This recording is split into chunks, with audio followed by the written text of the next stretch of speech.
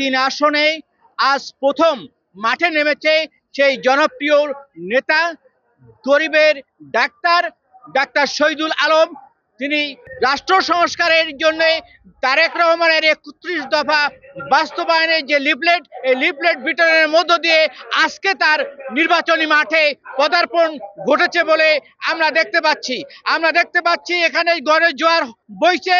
এখানে গণজোয়ারের মধ্য দিয়েই ডাক্তার শহীদুল আলম তার নিজের যে জনপ্রিয়তা তা জাহির করে প্রমাণ করেছেন বলে আমাদেরকে জানিয়েছে এখানকার স্থানীয় লোকজন। তারেক রহমানের নির্দেশ মতো কালীগঞ্জের প্রধান বাজারগুলো আজকে আমরা পরিদর্শন করছি এবং একটাই দাবি, এই আসন তথা সাতক্ষীরার 4টা আসন যদি উদ্ধার করতে হয়, ধানের শীষকে পেতে হয়, তাহলে অবশ্যই জনাব ডাক্তার শহীদুল আলমকে মনোনয়ন দিলে ডাক্তার শহীদুল আলমের যে গণজোয়ার, ইনশাআল্লাহ তাআলা এই গণজোয়ারের মাধ্যম দিয়ে সাতক্ষীরার 4টি আসন ইনশাআল্লাহ তাআলা আমরা তারুণ্যের অহংকার তারেক রহমানকে উপহার দিতে পারবো। আজকে দেখেছেন যে গণজোয়ার কালীগঞ্জে সৃষ্টি হয়েছে লিফলেট বিতরণ কেন্দ্র করে।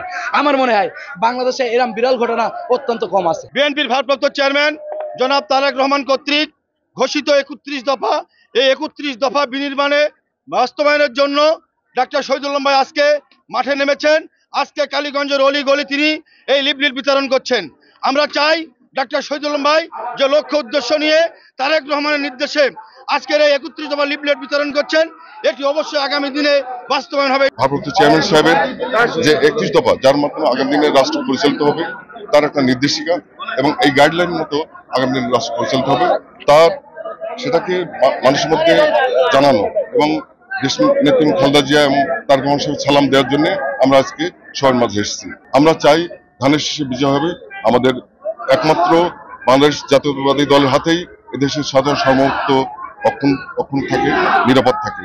আমরা অবশ্যই জীবন হলো ধানের শীষে বিজয় নিশ্চিত করব। গরিবের বন্ধু ডাক্তার শহীদুল আলম যদি মনোনয়ন পায় তাহলেই ধানের শীষকে এখান থেকে বিপুল ভোটে জয়লাভ করানো যাবে।